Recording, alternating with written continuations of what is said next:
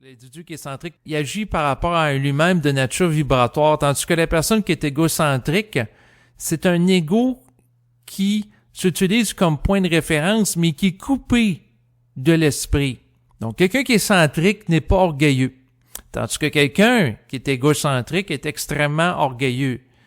C'est ça la distinction entre les deux fondamentalement. Donc, quelqu'un qui est centrique, c'est quelqu'un qui est en relation avec une intelligence de nature impersonnelle, c'est-à-dire une intelligence qui est au-delà du plan physique, qui est au-delà aussi du plan astral, puis des entités qui se rattachent, tandis que quelqu'un qui est orgueilleux, au contraire, est en contact avec des intelligences qui lient psychiquement au plan astral, qui vont favoriser l'exacerbation de son sentiment du jeu.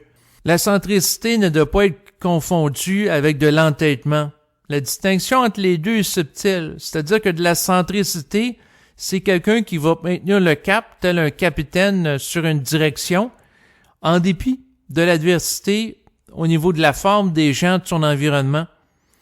Par contre, de l'entêtement, c'est quelqu'un qui maintient le cap sur quelque chose, mais sans que ça soit supporté vibratoirement par l'énergie de l'esprit.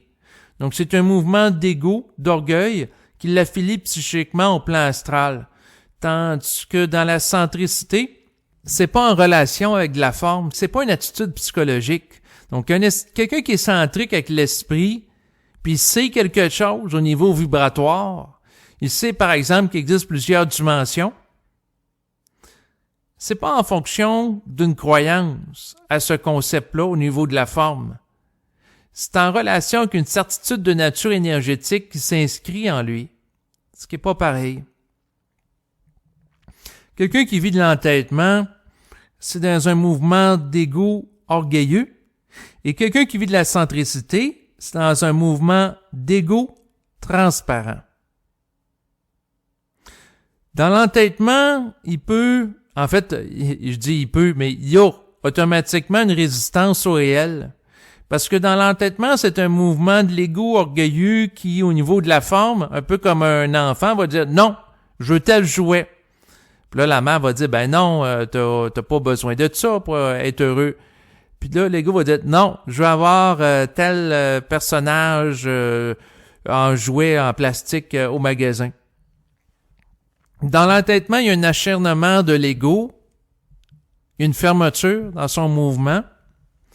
Puis dans l'entêtement, c'est pas supporté vibratoirement, c'est pas en contact avec la réalité.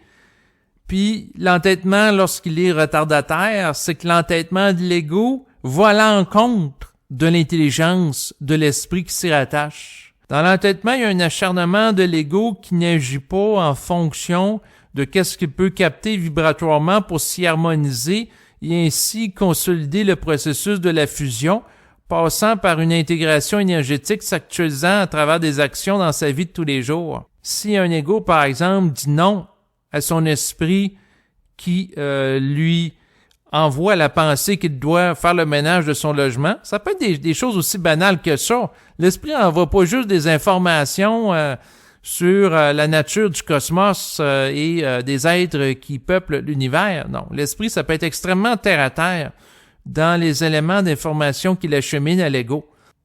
Autrement dit, l'esprit peut dire à l'ego qu'il a à faire le ménage de sa chambre, et si l'ego par entêtement résiste à ça, la poussière s'accumule.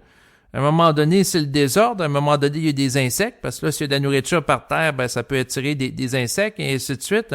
Donc, il y aura une dégradation énergétique qui va entourer l'endroit, parce que la personne n'agit pas en fonction de l'esprit, et souvent, l'un des obstacles qui va à l'encontre de ça, c'est l'orgueil de l'individu qui va chercher à vouloir contrôler le mouvement, alors qu'en faisant ça, il se nuit.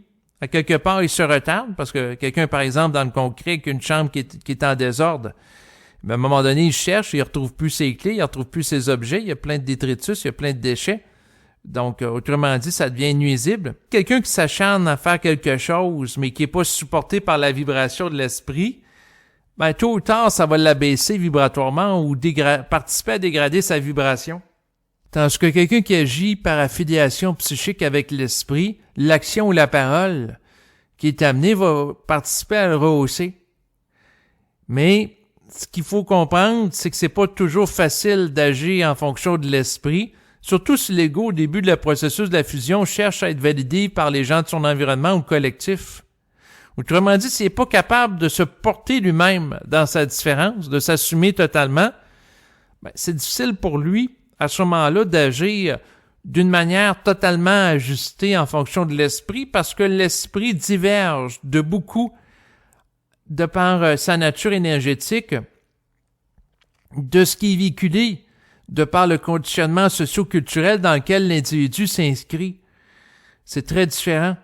Puis plus que l'individu intègre l'esprit et plus qu'il devient différent du contexte collectif dans lequel il a grandi, il s'en dissocie psychiquement. Vous venez d'entendre un extrait audio d'un enregistrement en format MP3. Vous pouvez l'écouter au complet en l'achetant à partir du site web de transactions sécurisées, PayPal ou celui d'Interac.